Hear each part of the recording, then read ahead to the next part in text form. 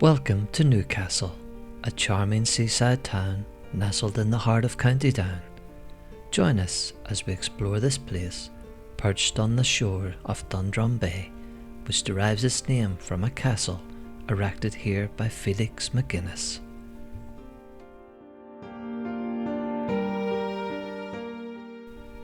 Over the centuries, Newcastle evolved from a small settlement into a bustling seaside resort.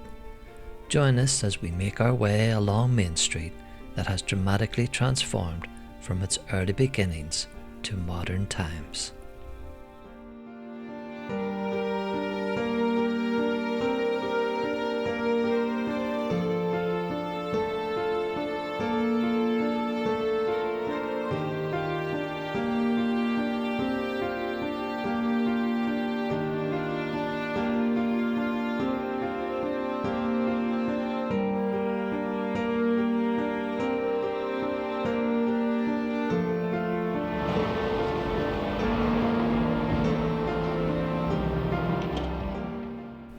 At the top of the town stands the remains of one-time glorious ornate Edwardian railway station.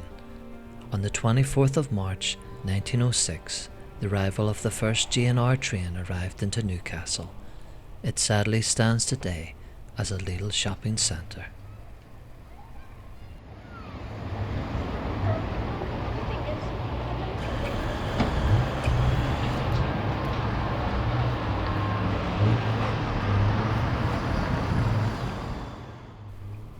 Entering Main Street, we're first greeted by the Donard Hotel. This building dates back to around 1898.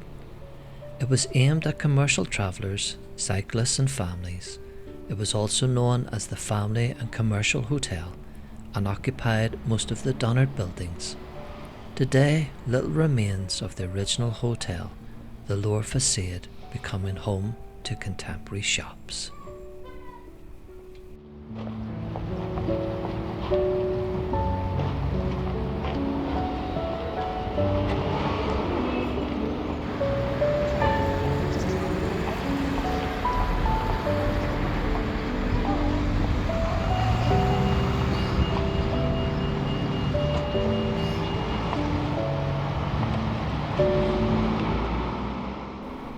Here we are presented by four terraced houses, originally known as St Leonard's Terrace, built in 1892, and then served as the original Presbyterian building in 1842, with the stone bank where the Donard Hotel now stands in the foreground.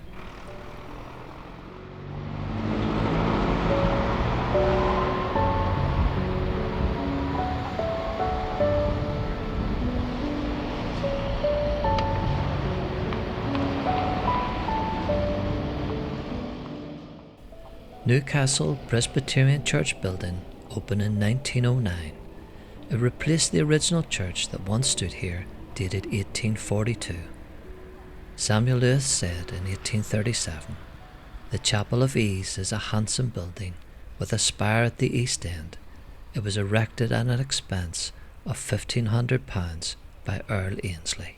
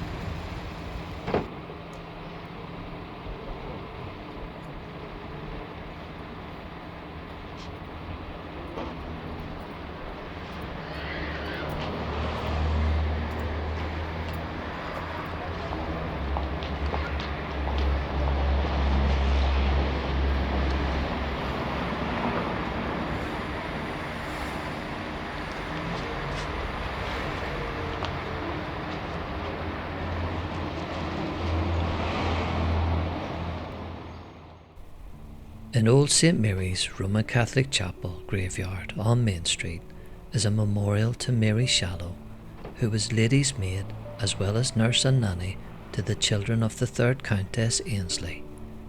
Mary continued in service to the Countess for 48 years until her death in December 1878.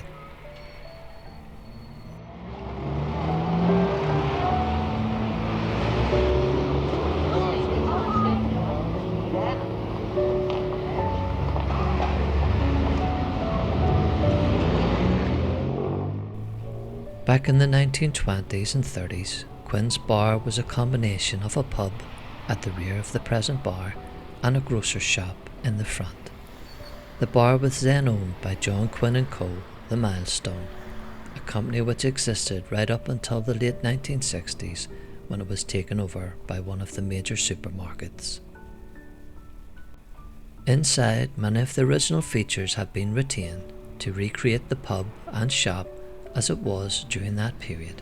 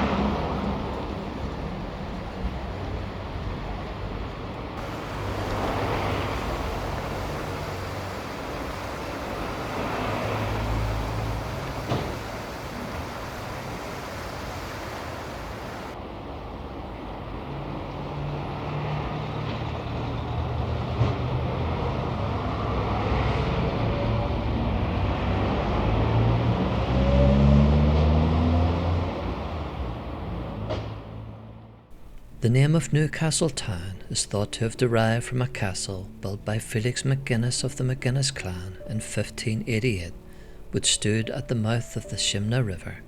This castle was demolished in 1830. The Montgomery manuscripts recorded that Newcastle was besieged and later captured by Sir James Montgomery in April 1642, in the aftermath of the 1641 rebellion. Prior to 1641, the castle belonged to the MacGuinness, but after the rebellion the property was confiscated and granted to Robert Hawkins, great-grandfather to Robert Hawkins Jr., who assumed the surname of McGill. Newcastle passed from the McGills to the Matthews and subsequently to the Ainsleys. In the late 1700s, the castle was modernised by the Matthews and then the Ainsleys and rented by the Board of Customs for the accommodation of revenue officers. Around 1830, the castle was demolished and the Ainsley Arms Hotel, as we see here, was constructed within the original castle compound. As Samuel Lewis said, Earl Ainsley erected a spacious and elegant hotel from a design by Mr. Duff of Belfast at an expense of £3,000. The Newcastle Hotel reopened in 1860 as the Ainsley Arms Hotel. Today it houses the Visitor Information Centre and some other businesses.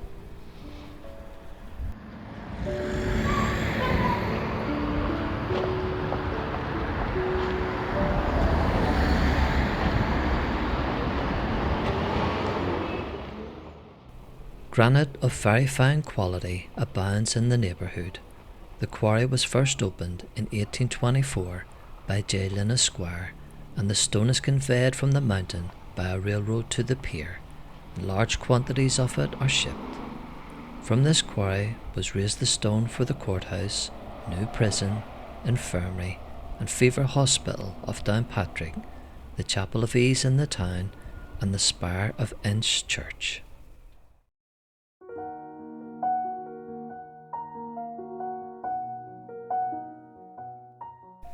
The Newcastle fishing disaster of 1843 saw boats from Newcastle and on along set out for the usual fishing stations and were caught in a gale. 14 boats were lost in heavy seas, including a boat which had gone to the rescue. Only 2 boats survived, the Victoria and the Brothers. 73 men perished, 46 of whom were from Newcastle. They left 27 widows, 118 children, and 21 dependents. A public subscription was raised, and the cottages known as Widows' Row were built for the widows and dependents. A local song about the disaster says, "Newcastle town is one long street entirely stripped of men."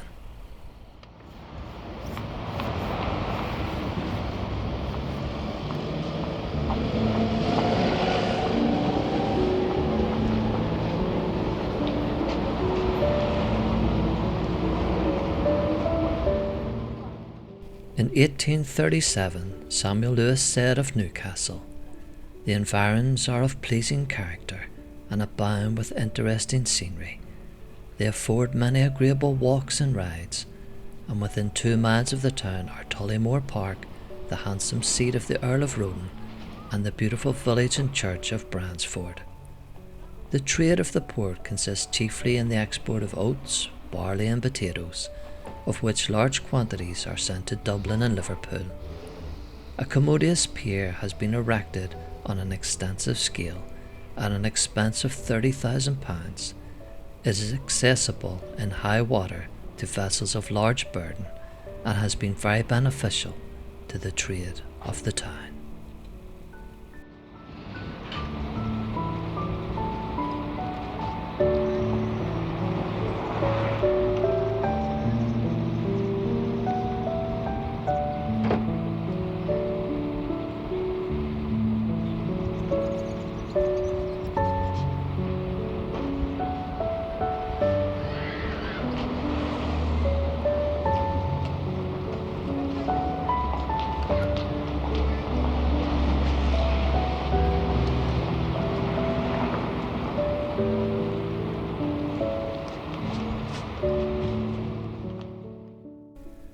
Slieve Donard Hotel, built by the Belfast and County Down Railway, opened its doors in 1897, showing the growth and transformation afforded to the seaside town by the railways bringing visitors to the one-time fishing village.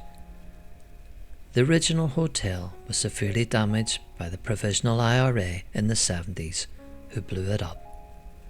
It had some famous guests staying from Charlie Chaplin in 1921 to Percy French, that great Irish author and poet. And though it has had extensive rebuilding and changed hands many times, it still remains one of the most sought after hotels in all of Ireland.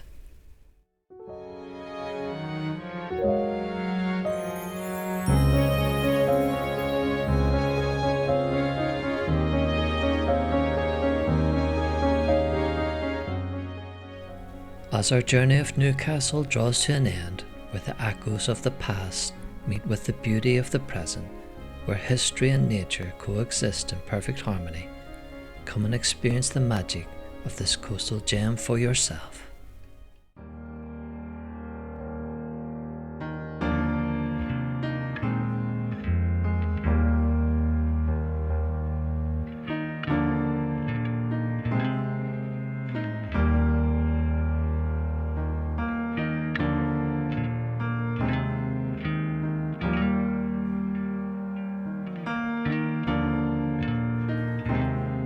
Well, the sun sinks low on the golden sky. Shadows lengthen as the day whispers goodbye. I've been traveling this road so long, chasing down my dreams to the place where I belong.